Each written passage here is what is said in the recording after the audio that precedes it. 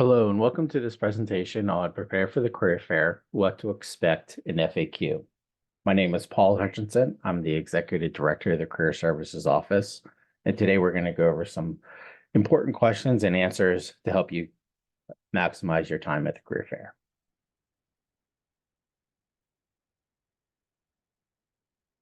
So what activities will be going on during the Career Fair?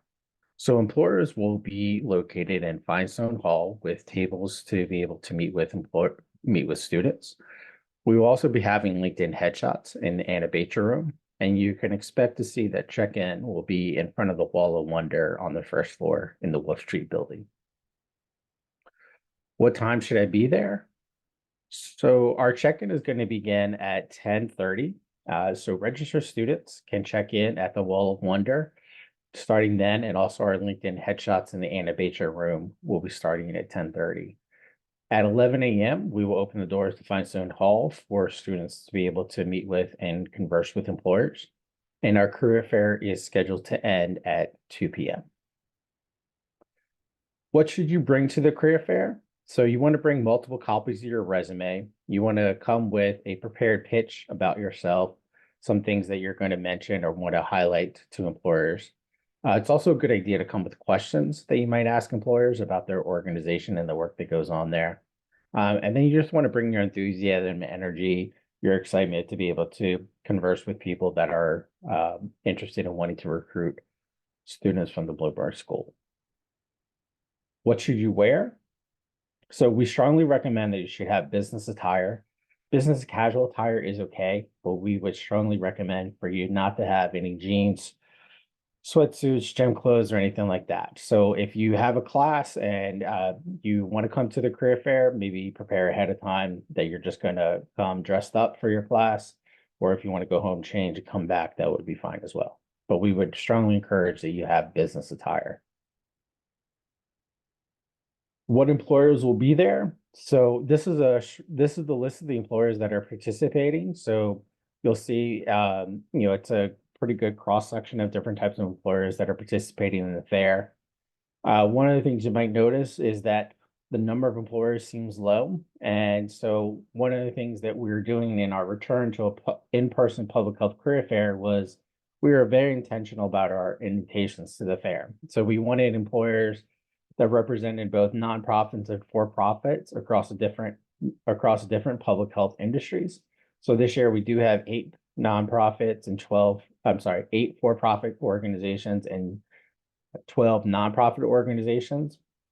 And they are representing different industries that are popular in public health, academia, research, consulting, healthcare, federal and state government, and also non-governmental organizations. Where do I get information about the employers? So all the information about employers is in Handshake. So you should have, if you register through Handshake, you'll be able to see a list of employers. Things you can find on the Handshake career fairs page is going to be the industry that employer is in, a short description of that organization, the jobs they have posted on Handshake, the type of job types that they are looking to maybe recruit for, majors they're looking to focus in on, academic years. Mostly they're looking for master's and graduate students, along with the employment type, and then a line of information about work authorization. Where will the employers be? So like I said, all employers will be in Finestone Hall. You will be handed a floor plan that will be given to you at check-in, so you can see exactly where all employers are in the room. So you'll be able to know at which table is which employer. Most employers will also have materials on their table, or they'll have tablecloths also that will identify who they are as well. How do you figure out who you should visit? So a good idea to do is to divide your list of employers that you might want to visit into different tiers. It's sometimes you might be able to also kind of create a top 12 list for yourself. But I think it's important to, choose employers. You can choose 3 in these 4 different categories, but really kind of keep in mind, who are the employers you really would like to visit, who's the employer you have a strong interest in, what are the ones that you've heard of, but maybe you don't know much about, and then what are some employers that maybe you don't know anything about, so you can visit them as well. Don't just focus on the most popular ones, really try to focus in on, different ones that you can ask questions of, maybe learn a little bit about, and maybe it is an employer that is an important one for you to kind of get some feedback from. What should I do if there's a long line in an employer? So we would suggest to come back at a later time or maybe go visit some other tables. The peak times of the career fair are usually at the beginning, in the middle of it. If there is a long line and you're still waiting to talk to an employer, go to the Anna Bacher room to get a LinkedIn headshot. Also, too, I would say when you are wanting to talk to an employer, you're not getting the chance to kind of look for one of the career services staff. We can also help you to build a connection with an employer you have an interest in after the career fair as well. And then once the career fair is over, kind of what are your kind of, important next steps? So one of the things I would say is the kind of follow up with employers that you met is a good idea. So, any type of connections that you make, any type of materials that you receive, any type of contact information that you get, just send them a follow up message.